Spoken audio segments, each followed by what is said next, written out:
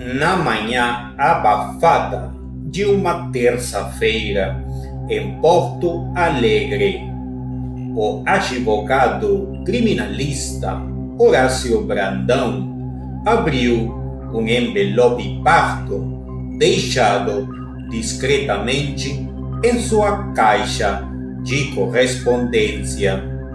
A caligrafia era artificialmente tremida, com o nome do destinatário em letras maiúsculas.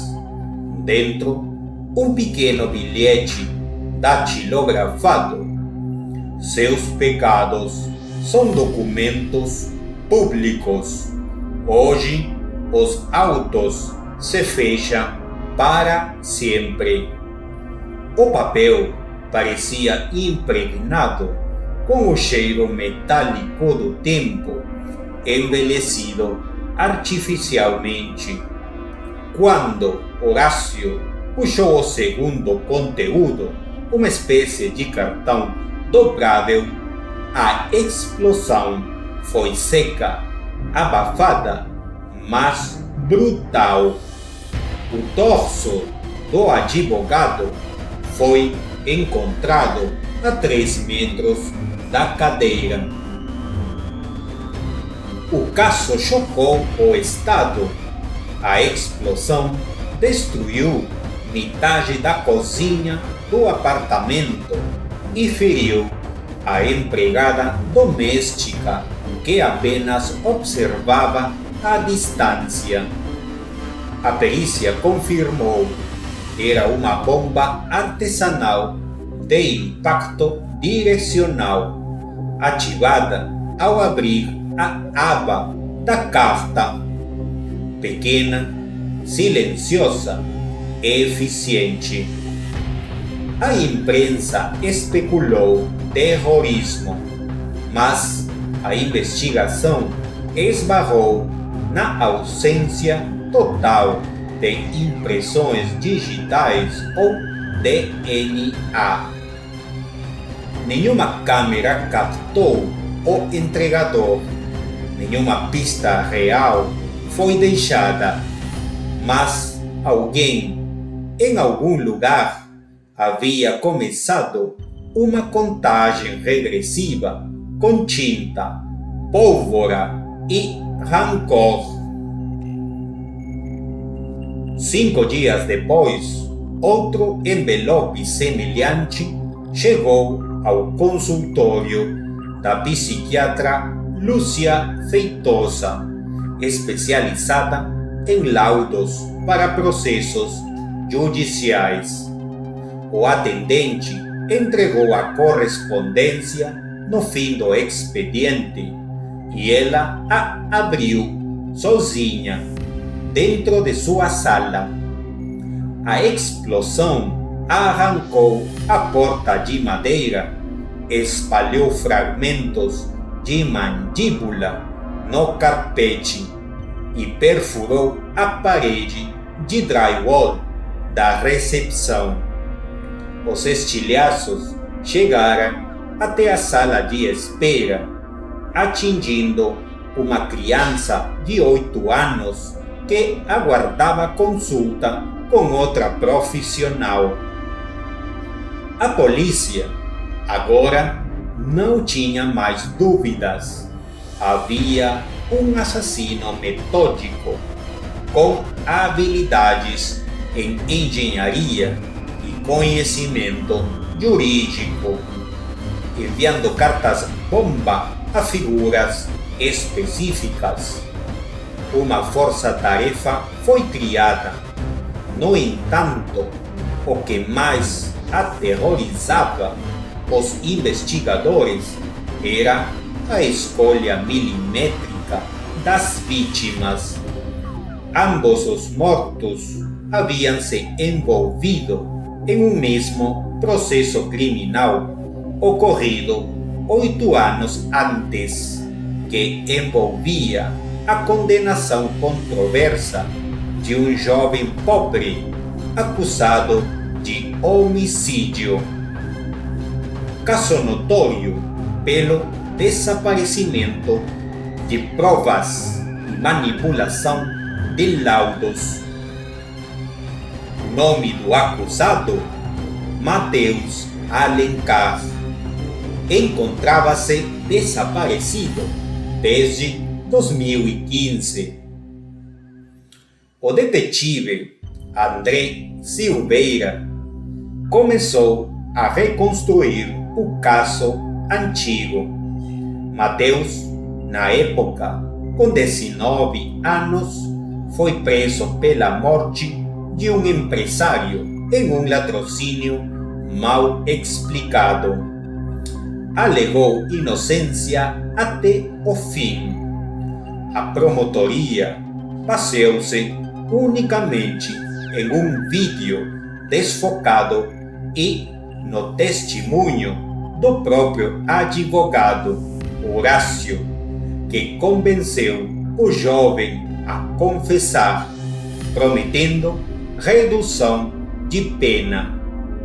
A psiquiatra Lúcia classificou Mateus como psicopata sociável, contribuindo decisivamente para a sentença de 30 anos.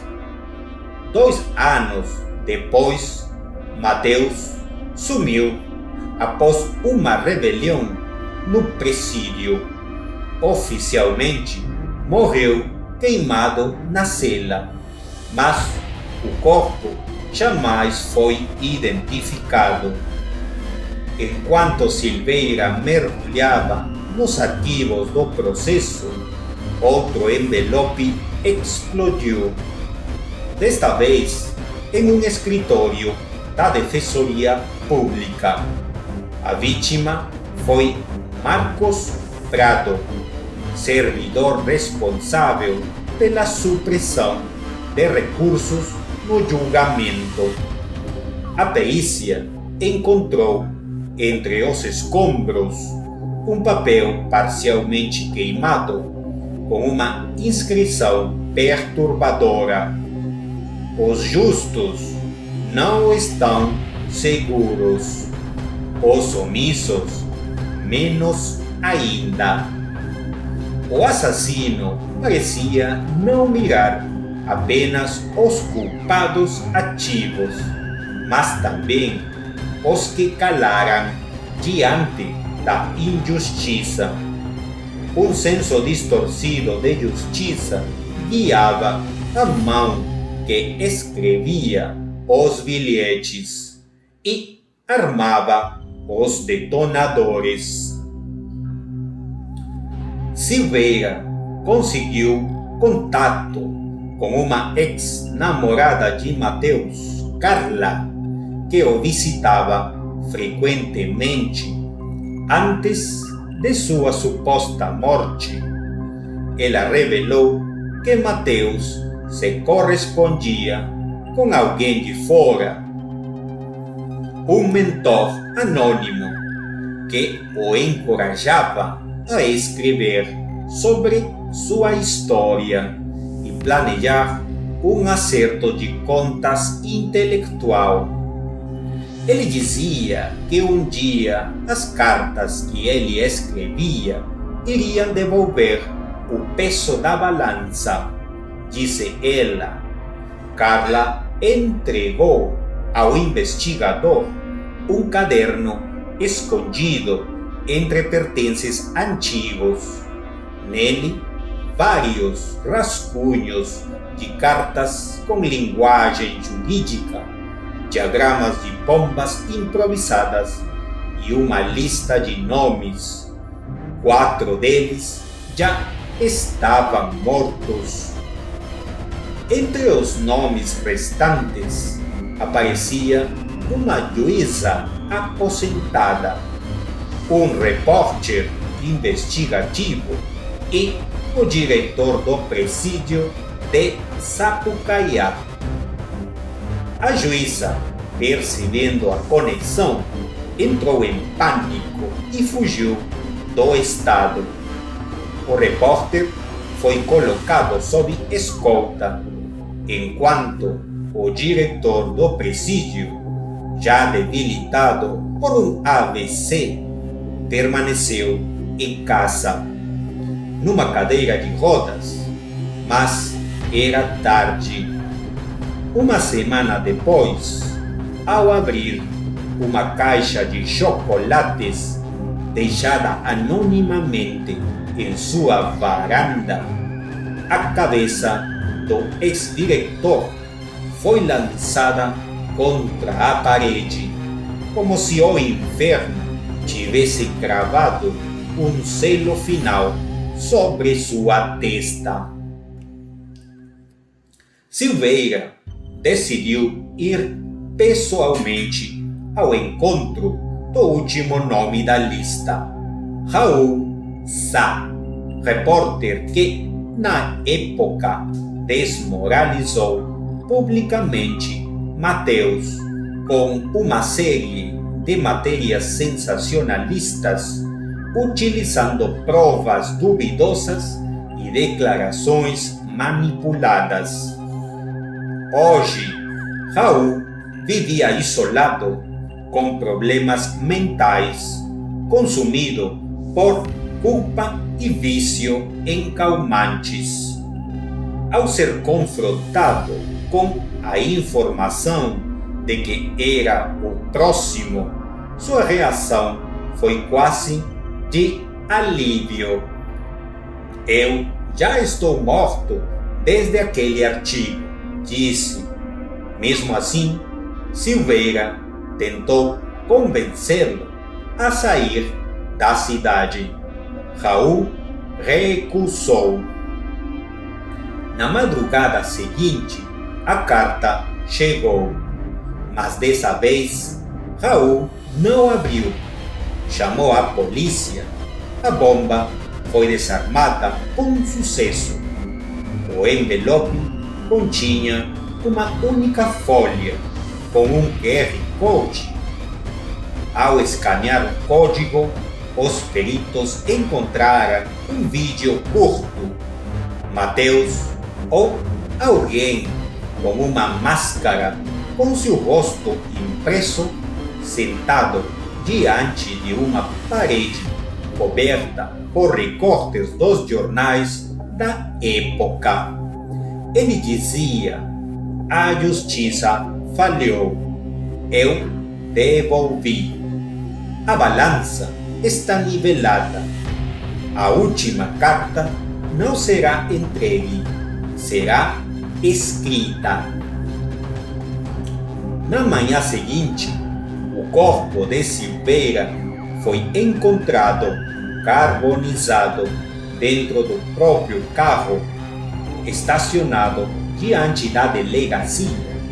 Ao seu lado, sobre o banco do passageiro, um envelope ainda fechado, com seu nome inscrito em letras vermelhas. Ele havia tentado proteger todos, inclusive Raul, mas o assassino sabia. A polícia jamais divulgou o conteúdo da carta. A cidade entrou em colapso psicológico. A universidade suspendeu as aulas de direito penal. O fórum foi evacuado por ameaças anônimas. Correios reduziram o número de entregas em zonas residenciais, mas o assassino nunca foi encontrado.